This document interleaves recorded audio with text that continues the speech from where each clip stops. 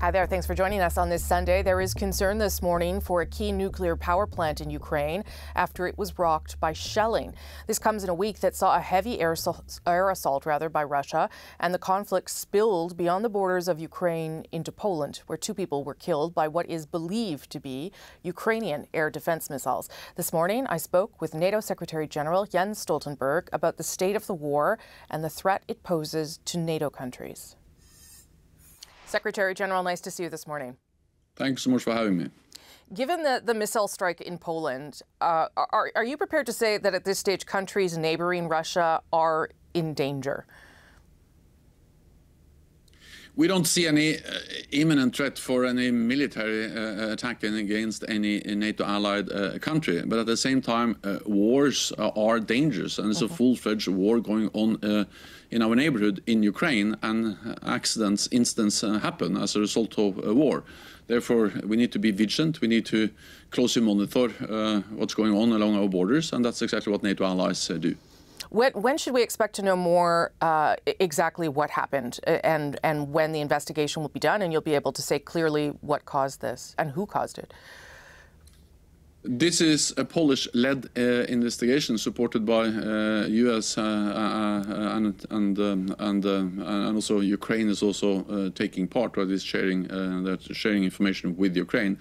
I'm not able to tell you exactly when the investigation will be finalized, but we have no indications that the incident in Poland a few days ago was a result of a deliberate attack on Poland. But what we do know is that the whole incident was a result of a deliberate or many deliberate attacks by Russia on Ukraine. The same day they fired many missiles and drones against Ukraine, and the incident in Poland was a direct result of that. So ultimately, it's Russia that bears the responsibility for what happened in Poland by launching this senseless war against Ukraine. So even if it was an accident, does Poland need more protection from NATO allies when we see this kind of collateral, I guess? Should they have strengthened air defense systems, for instance? So NATO has significantly increased its military presence in the eastern part of the alliance, and Canada is part of that, yes. Including with air defense systems. But our air defense systems, they are directed against deliberate attacks, and this incident didn't have the characteristics of a deliberate attack.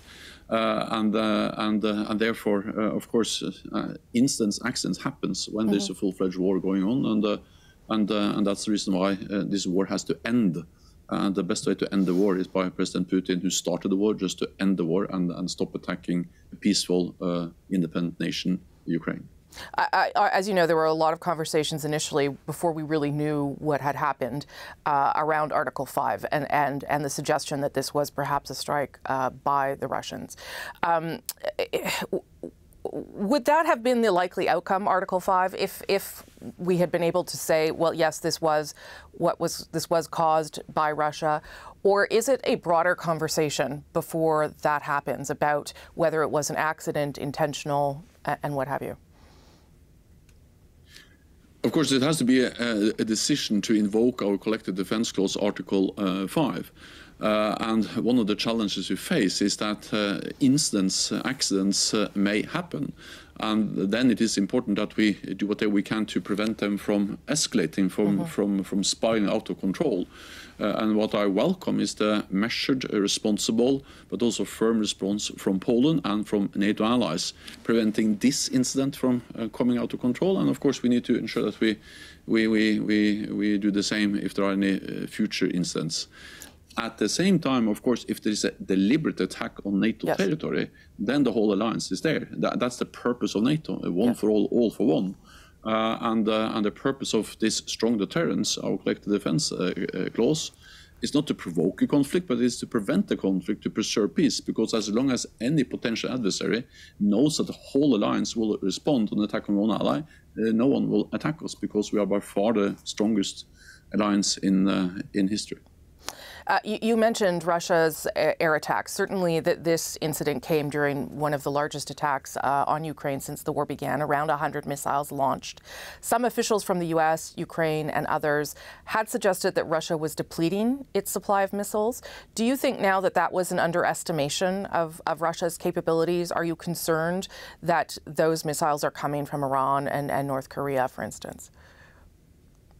So we know that Russia is running low on many types of munitions and bombs and missiles, especially advanced precision-guided munition.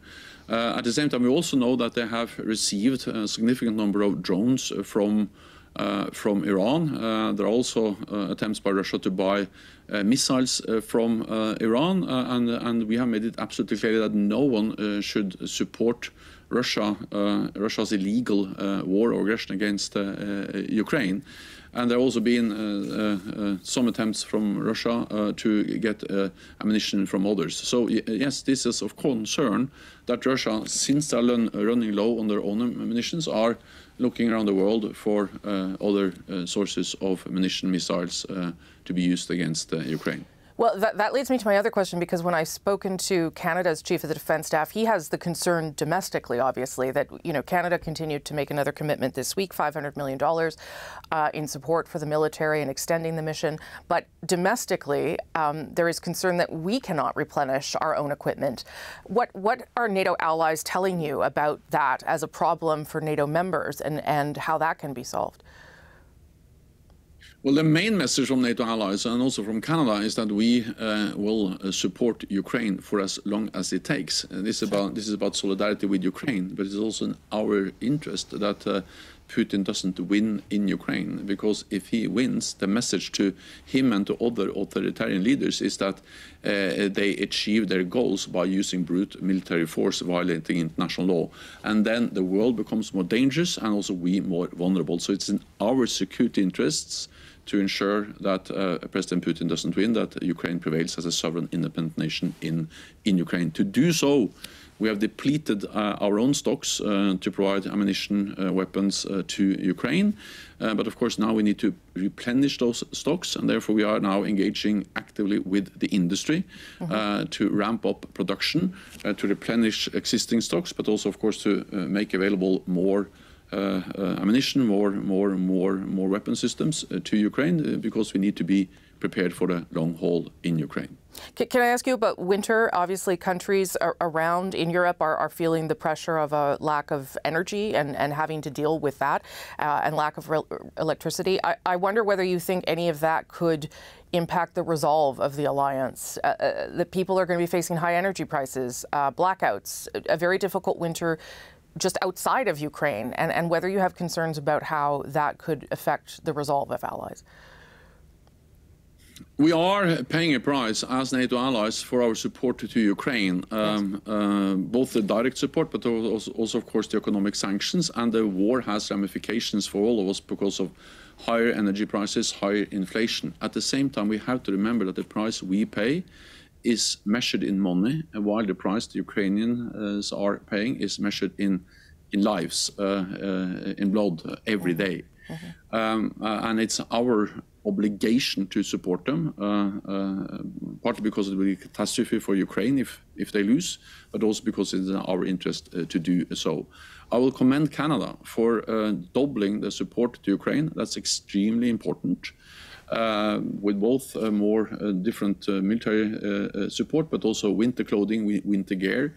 It's extremely important. It has started to snow in Kiev, and we need to ensure that the Ukrainian armed forces can continue to operate throughout the winter, and that's exactly what the support from Canada is helping them to do. Secretary General, thank you for making the time. Appreciate it. Thank you so much for having me.